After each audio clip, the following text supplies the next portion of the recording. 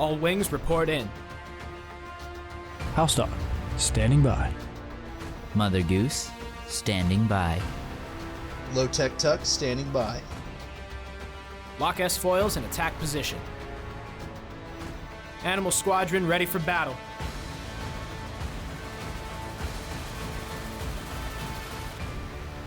Well, hello there, and welcome back to the Animal Squadron podcast. I am your host, HouseDog, and with me, as always, the one who always shows up when I need him.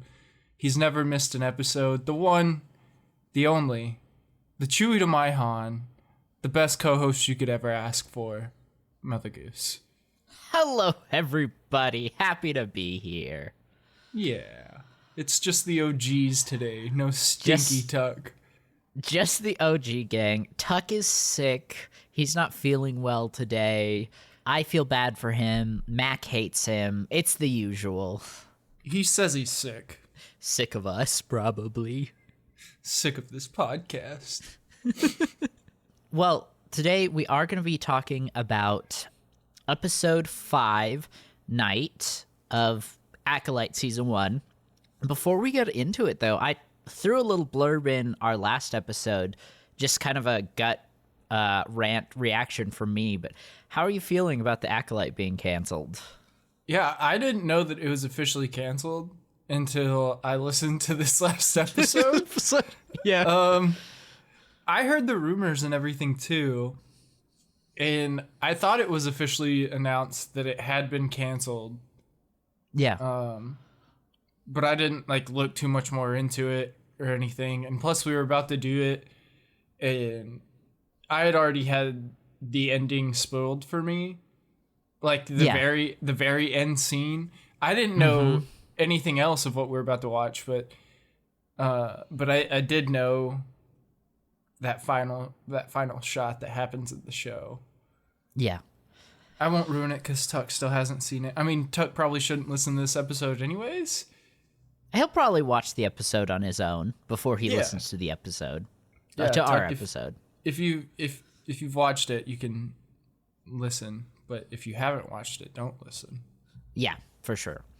So something big that a lot of fans have been throwing around is there's a graph that shows the Acolyte numbers, like its viewer count versus all the other shows' viewer count. And it definitely looks bad. It looks like the Acolyte does not have a lot of viewers. But whoever made the graph, the other shows, it was accounting for the first 12 weeks of viewership. Well, the Acolyte, it was only accounting for the first 5 weeks of viewership. So it wasn't a fair comparison.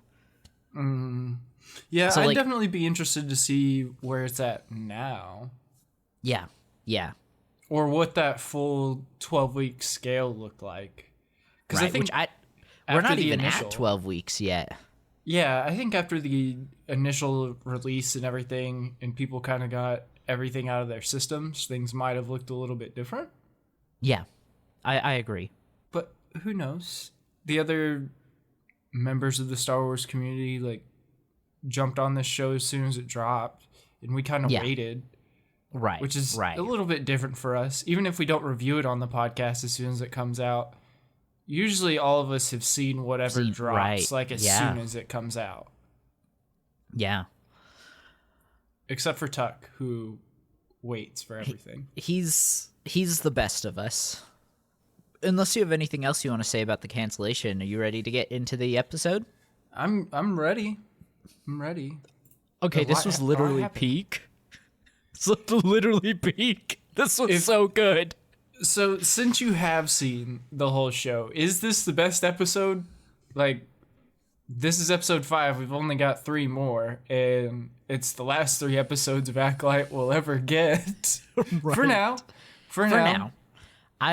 There's been a ton of people, the Renew Acolyte's been trending the hashtag a lot, so hopefully. But yes, in my opinion, this is the best episode out of the entire season.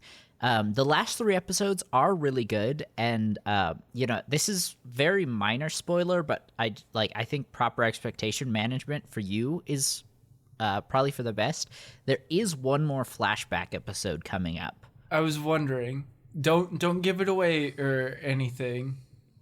Yeah, no, I won't say what's happening. I'm not even gonna look at your face when I say the name. I feel after this episode, I felt like we were gonna get another flashback episode, and that it was gonna be Kamir. I'm not even gonna look at the screen. Not even gonna see your reaction. Tell me when you fixed your face. Sorry, what about Kamir? I feel so after this episode, I thought that we'd get another flashback, and I thought that the flashback would be involving Kamir. Or another Osha and May flashback. Gotcha. Yes, my face is fixed. Good. That's my prediction. Hell yeah. But yes, and I really do like the last 3 episodes. Like, me saying this is the best episode out of the season is not saying the rest are bad. It's just, this is literally peak. This is literally so good. Well, I mean, if you're doing an 8-episode series, that high point has to come at either episode 4 or 5. Yeah, for sure. This is the climax to the story. Yeah, then everything else is going to be our exposition and climbing down. In resolution. Mountain. Yeah, for sure. Pip's not dead. I was kind of hoping he'd be dead. Right at the beginning here. She picks him up on the ground, and I was like, oh, Pip's dead. And he's not dead. After Kamir's blast. Yeah. Sorry, Pip lived, buddy. Yeah, so right at the beginning here, I'm just gonna kind of take it hot. Osha, like, here's fighting in the distance or whatever, and then the shot pans over, and they're literally like 20 feet away from her. Yeah. But the initial shot made it seem like they were somewhere in the woods, and she was gonna have to go run and find them, and then we literally just look over. And they're right there, so I don't know what was up with that. Yeah, and what I will say is, like, the lightsaber fight that's, like, continuously going on throughout this episode, I feel like is phenomenal, but I do think this first initial fight between Darth Teefs and these, like, random Jedi that don't really matter is the weakest part of the fight. Not that it's bad, just, it just... it starts out a little slower, and then, like, throughout the episode, it just, like, keeps picking up and keeps getting better. Yeah, it starts with episode 3, Chancellor Palpatine inside of his office speed. Yeah. And then once Soul and the Master start fighting, it does get better. Yeah, for sure. Well, we can confirm that wasn't Plo Koon. I literally was about to make the same note. Because he gets stabbed, like, right off the bat. Yeah, and then there's another 2 Jedi. Oh, this was one of the most brutal shots in this opening, like, initial fight where he, like, stabs one. The kebab? Through the chest. Yeah, and then he force pulls another one into his lightsaber. Then he pulls out, spins around, and cuts their heads off, which, it's Disney, so of course the camera pans and you don't see him cut the heads off. But it still was savage. The kebab into the beheading was certainly a move.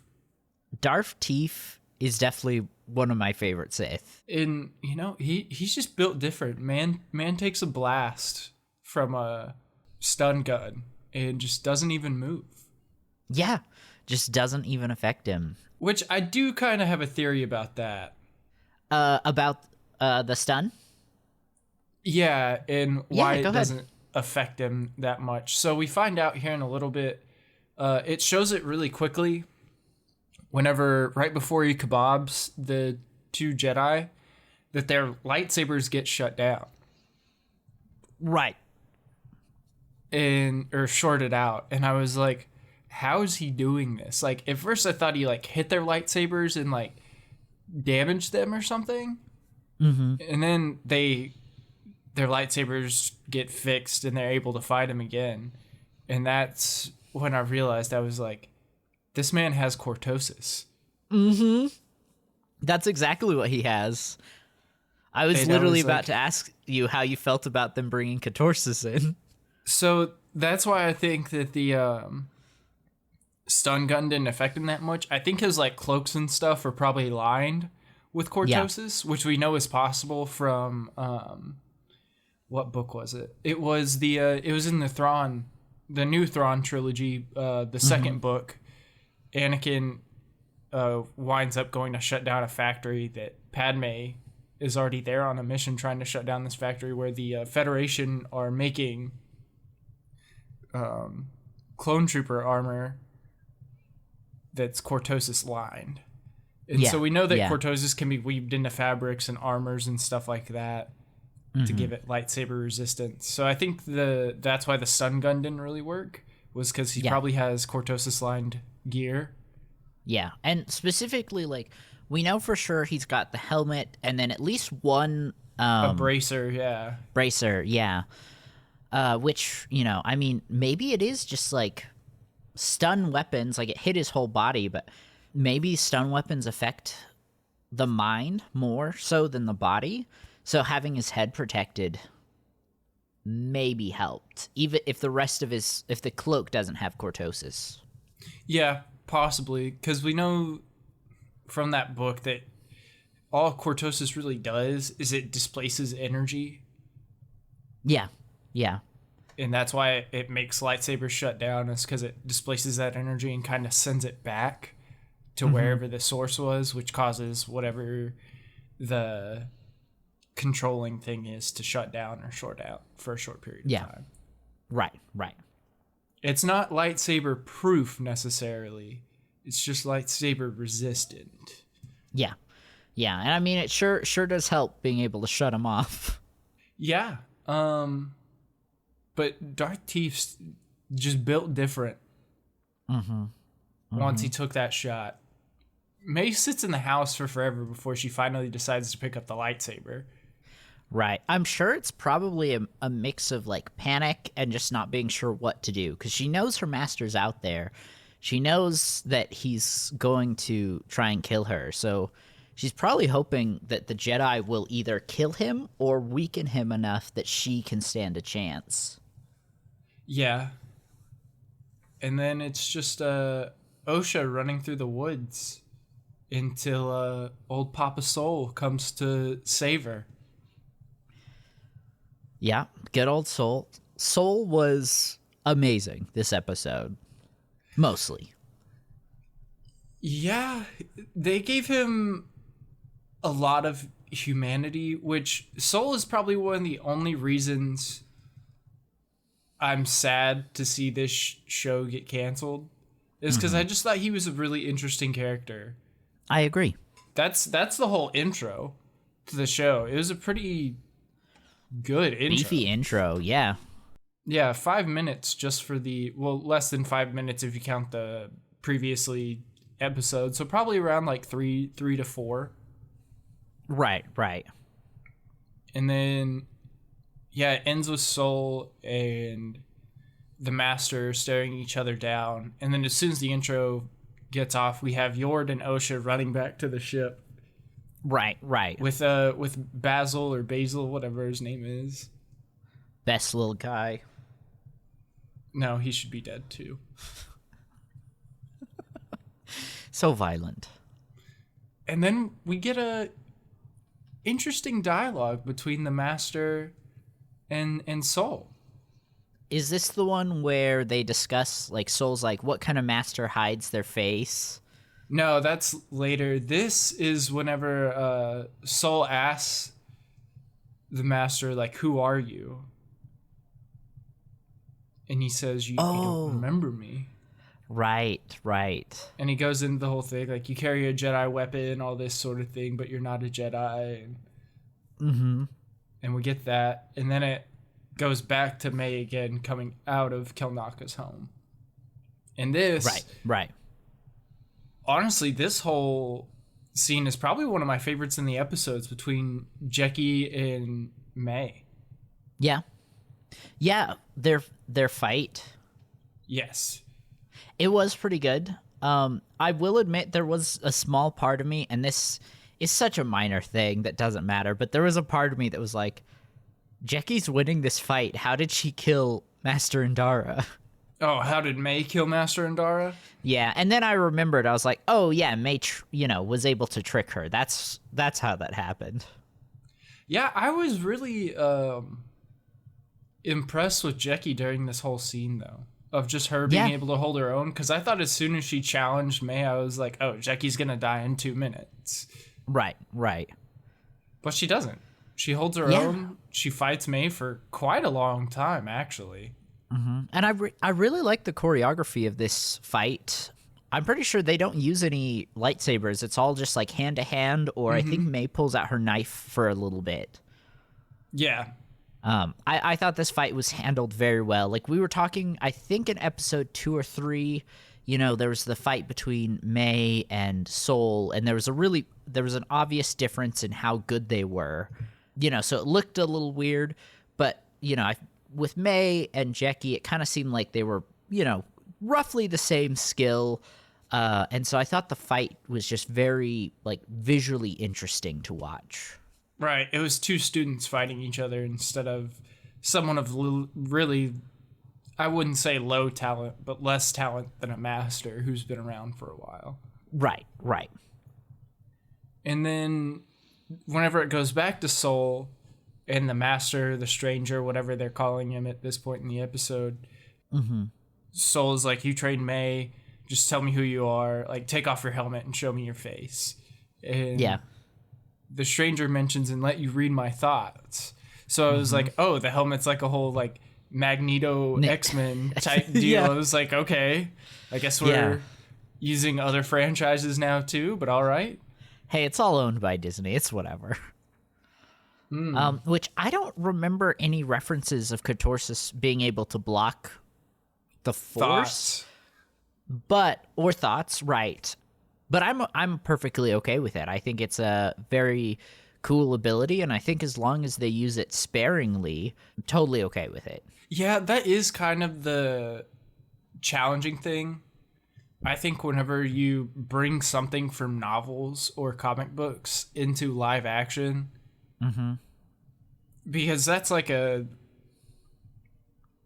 kind of a, you know, what people would refer to as like OP. Right. Or whatever. Because then everybody would just run around with Cortosis gear and it wouldn't be any fun in a live action setting. As opposed to a book where you can kind of have more time to resolve those issues. Right. Yeah, and then it's just more Soul and the Stranger fighting for quite a bit. Yeah, which, I mean, again, fantastic choreography. Yeah. I'm fine with.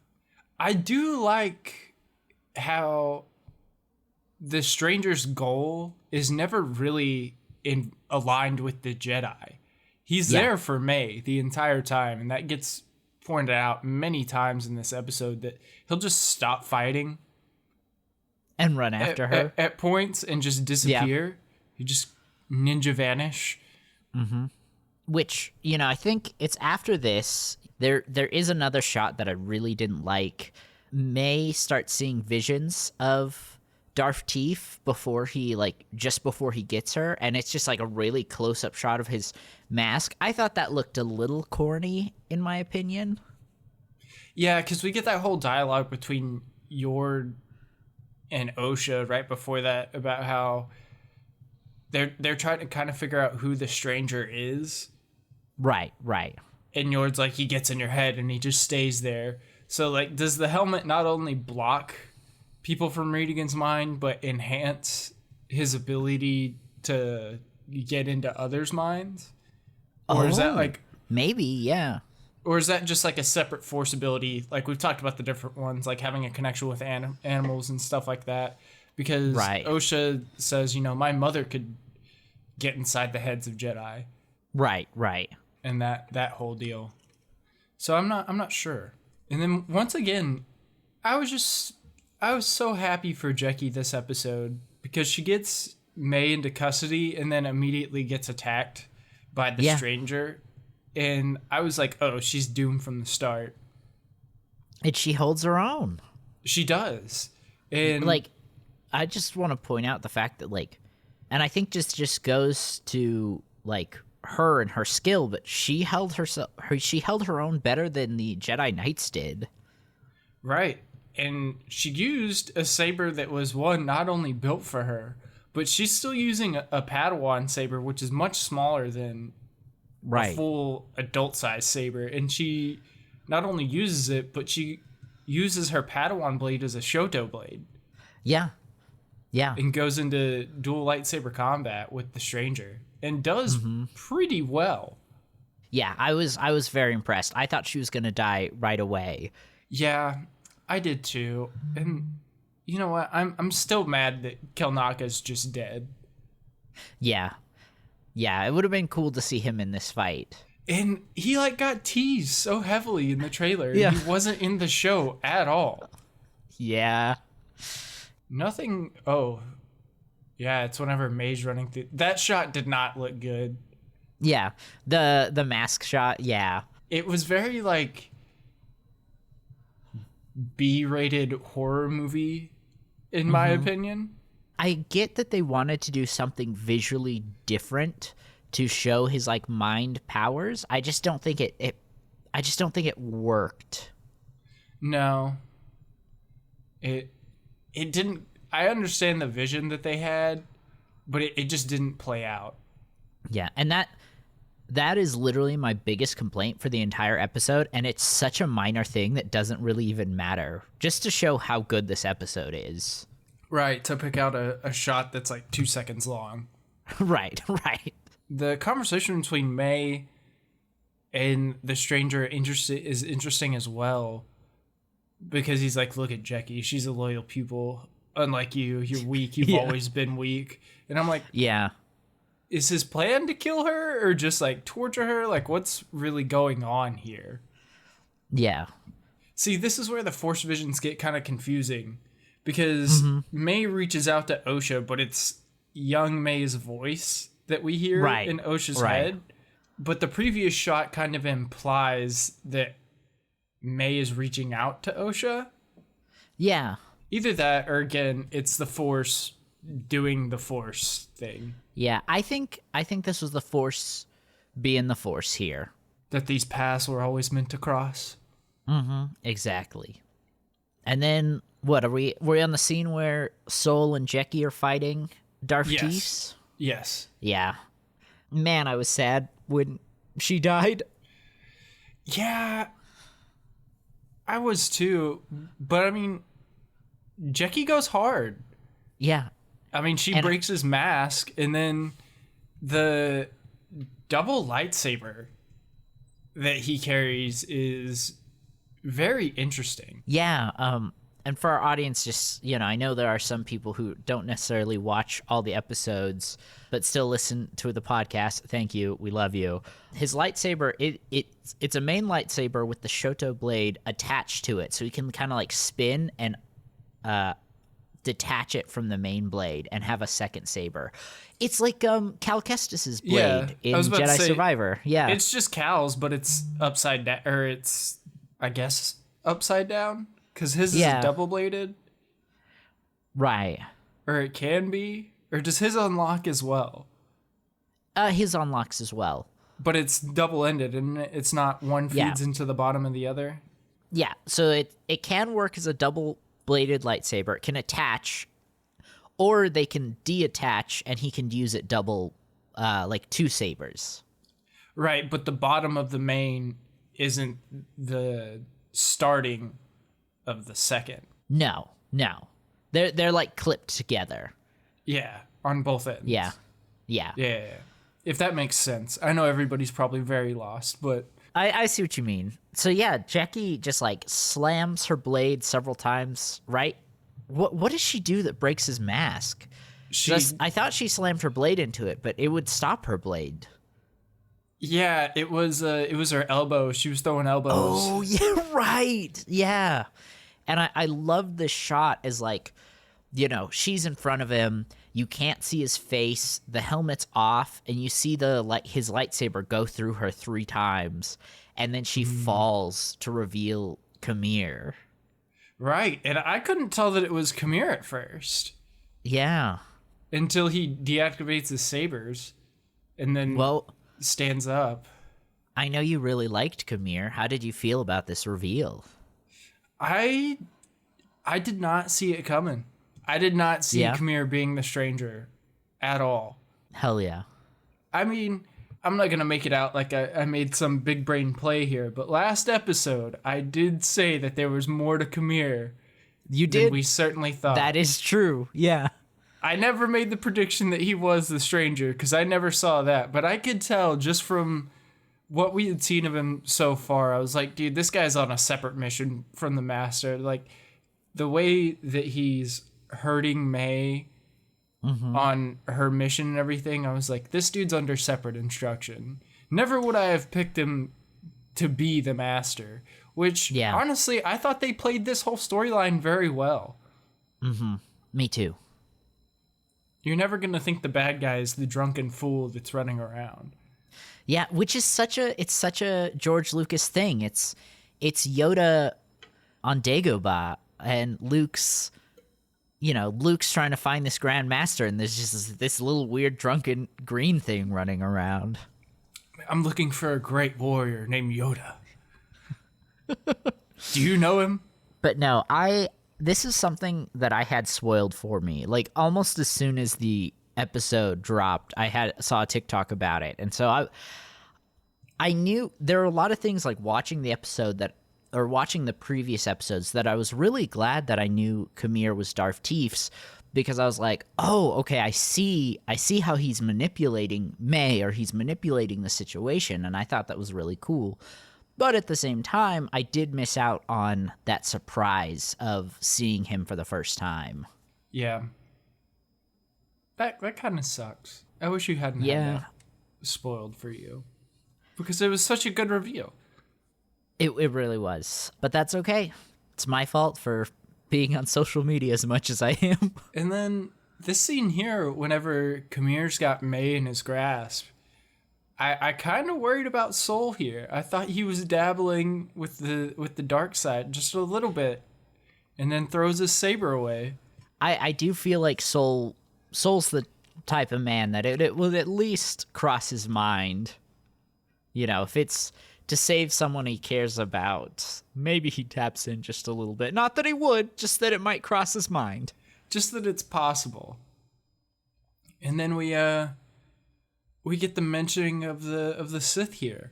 Yes, I loved this dialogue where he says, Soul asks him, "Who are you?" And he says, I can't remember exactly what he says, something along the lines of, "I'm no one," or something like that. And then he says, "But the Jedi might refer to me as a Sith."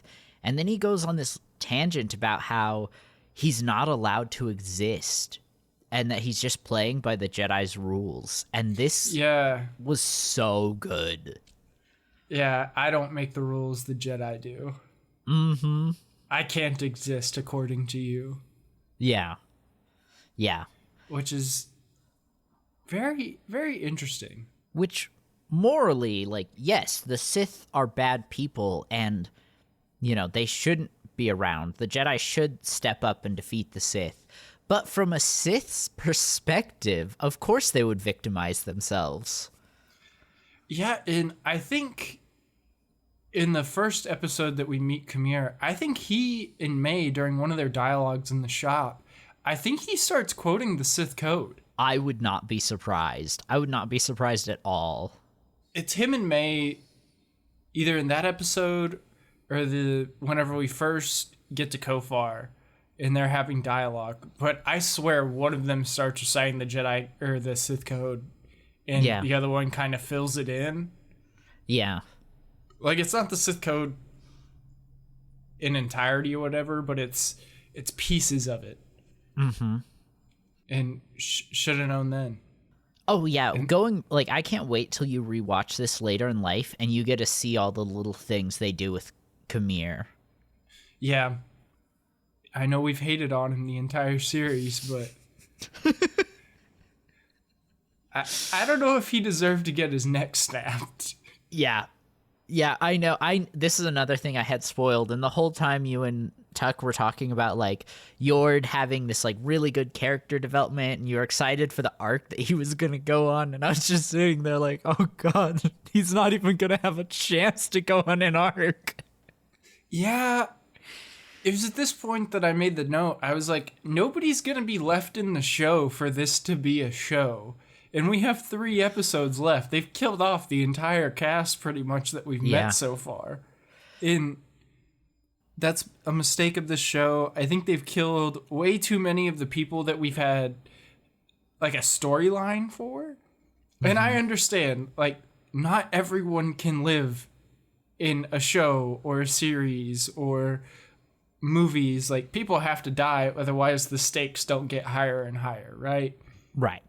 But why are you killing everyone? Yeah. And especially someone that you've, like, definitely hinted, in my opinion, that was going to get, like, somewhat of an arc. Mm-hmm. Or more of a storyline. Or we were going to see them change a bit, and nope. Yeah, I don't know. I have mixed feelings because, I mean, I knew they were going to have to answer the whole, either the Jedi are lying about the Sith being gone, or they genuinely didn't know. And, I mean, this is part of that, is either everyone has to die and nobody knows about Darth Teefs, or most of the people have to die, and those that live have to live in corruption and keep this secret. Yeah, we did say that at the beginning of all this, that either everyone has to die or something. Yeah. But yes, I do agree. It was really sad to see Yord die here. I was looking forward to him getting some character development too. Well, that's over. Hey, but that was him running in was sick though. You know, he swings his lightsaber. Kamir uses his bracer to turn off Yord's lightsaber, but Yord uses Kamir's helmet to turn off Kamir's. It was a good shot for sure. He went out fighting at least. I think he went out with a broken neck. He did go out with a broken neck. Yeah. Did you think Soul was gonna do it? No. But I think he should have. Like, I get the whole mentality of, you know, oh, I can't kill an unarmed opponent, but you just saw this guy kill, like, 8 of your friends, including your Padawan. Well, I think it's kind of like the would you go back and kill baby Hitler question? Yeah. Like, you're going back in time to kill Hitler as a baby so he doesn't do everything he does. But what happens if you kill baby Hitler? Do things get worse? Right. And you're killing a baby. Like, you're not killing Hitler. He hasn't done anything bad yet. He's still just a baby. Yeah. Yeah, I think it came down to, like, morally, he'd already won the fight. You know, he could capture Kamir. He doesn't have to kill him. There are other options. And he takes that other option, but I think he should have killed Kamir here, in my humble opinion. It would have been a lot shorter of a show. Yeah, that is true. I mean, 3 episodes or whatever. Which I don't think Kamir's going to make it through the end of the show. My lips are sealed. I don't know. He makes it to the end of the episode, and that's all I'm saying. I don't know if anybody's going to make it to the end of the show. Yeah, that's fair. And then Darth Teefs is whisked away by the moss. Oh, yes, the bugs. The bugs get him. Which was it was smart. Yeah. And I appreciate that they used the environment and everything as a way to defeat an enemy, and they called back to whenever we first met them on this planet and then used them later again. Which was nice. Which even this episode, like, they established in episode 4 that they were attracted to light. But even in this episode, you know, there's a scene with Yord and Osha earlier where she's like, hey, just, like, turn your lightsaber off or we're going to have a problem. So, yes, I agree. I think Soul could have beat Kamir if the fight went on longer. But, I mean, Osha herself, this was the only option she had to stop Kamir. Yeah, and Kamir and Soul had some really interesting dialogue again before he gets carried off by the moss, where he's like, I've accepted my darkness, what have you done with yours? Yeah. Implying that he's been inside of May's mind. And I think we're gonna get a Last Jedi type situation where we see the story from a couple different sides, but until we get the truth from the master of what actually happened that night. happened. I think the story isn't fulfilled yet, which is why I thought the flashback was either going to be about Kamir a little bit more, or we were going to see Osha and May's story again, but from a different perspective. Yeah. Yeah, because he's definitely hinted at the fact, like, I've faced my demons and accepted them, but you've hidden yours away, old man. Yeah. And then Osha has a line where she's like, Soul, what did he mean I can't trust you? Like, what are you hiding? And, like, I don't know. My initial reaction was, hey, Osha, that's a Sith and they like to lie a lot. Not true. The Sith never lie. They always tell the truth, but everyone thinks they're lying. Hey, they at least pretend. If we don't want to call it lying, it's at least pretending. They don't lie. Dooku completely told Obi-Wan the truth on Geonosis in episode 2. That's true, but Palpatine... And Obi-Wan was like, no, you're lying. That can't be true. We would know if the Dark Lord was in charge of the Senate. Right, but also the Dark Lord was in charge of the Senate. There have to at least be half-truths for you to be a Sith Lord in charge of the Senate. You know what I'm saying? I'll agree with that. That maybe the Sith don't tell the whole truth, but they tell enough of it for it to look like they're not telling the truth. But in the context of this scenario, like, Osha just saw him kill multiple people she didn't know, but also people she did know and people she cared about, Yord and Jeki. I don't know. I think her trusting of him was just a little too quick there. I don't know. What's worse, the Sith telling half-truths or the Jedi never sharing the whole truth? They're That one is and true. the same. That is very true. We have Osha and May's kind of final scene together. Yeah. After May has stunned Master Soul. Right. And they've got their fight. This was actually kind of sad. You know, Osha tries to reach out to May. No, May tries to reach out to Osha, and Osha just refuses to believe her. And May has a line about Osha being brainwashed, and I don't know. Again, just really good writing here. Which is also kind of the pot calling the kettle black. Yeah. Yeah. You've been brainwashed, meanwhile has been on a murdering spree for the entire season. Yeah. Yeah, and even, like, as a kid, like, you know, Osha, I think, was way more of a free thinker, wanting to go out and follow her dreams, while May just wanted to stay in her cult. Yeah, I mean, maybe that's the real problem, is they were both raised in a cult setting. Yeah, for sure. I mean, who has a normal childhood raised in a cult? I'm not sure. And then they've got their little force push battle, and May wins and cuts her hair. Yeah, it pulls the old parent trap on him. Which can't last long, because she's got the birthmark thing on her forehead. Right. Which I was like, I thought Soul was going to be able to figure it out right away, and he doesn't. Yeah. And then the ending scene with the Master and Osha in May's clothing. Do you think the Master knows? Well, he clearly sees the tattoo, so... Right, yes. That's... So, I will admit, I didn't realize that they'd switched until I saw Osha's tattoo at the end. And that's where I was like, oh, shoot. Okay, that's why she cut her hair. Yeah. I don't know. Again, just really good writing, because what is this? Episode 2, I believe. Maybe episode 4 at the very beginning is when Soul and Osha have the conversation about her tattoo. They bring it up, you know, and then they bring no mention to it in episode 5 here. You just see it. That is really good storytelling. You know, Kamir wasn't standing there like, May, you have a tattoo you didn't have before. This is weird. It's the show don't tell. Yeah, that scene between them two, well, Osha's passed out.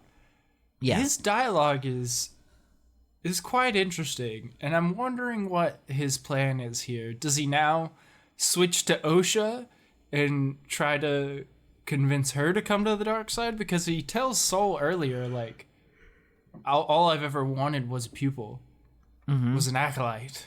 He said the name. He said the thing. He did the thing. Yeah. Yeah. Well, we'll just have to keep watching to find out. If only, one of us didn't know what was going on. If only one of us didn't know what was going on. Whoever it could be, I don't know. Could be anyone, but whoever. It's probably Tuck. Well, that was the episode. Did you have anything else? Pip's still alive, so is Basil. Yep. How does everyone else live, but they don't die? Right. I'm gonna make a crazy statement here. I think this lightsaber battle throughout this episode, top 5, maybe top 3, and I'm actually leaning more towards top 3 best lightsaber duels in the series. Like of Star Wars as a whole? Yeah, Star Wars as a whole. Well, everyone, I don't know. thanks for listening. This has been fun. This is my last episode. Oh my god. It's been a good time. Yeah. There's just so many different forms, so many brutal deaths, so many twists and turns. And in defense of other lightsaber battles, I don't think there's a single battle that goes on as long as this one does. This one just has a lot of room for cool stuff to happen, for narrative stuff to happen. That's all. Anyway, thanks for listening. If you want to be a part of this conversation, you can email us at animalsquadron@gmail.com. Again, that is animalsquadron@gmail.com. And if you could leave us a review wherever you're listening, that would be amazing. For the Animal Squadron, this has been MotherGoose. And HouseDog. Goodbye, everybody! Goodbye. Tuck, we hate you. Tuck, we love you.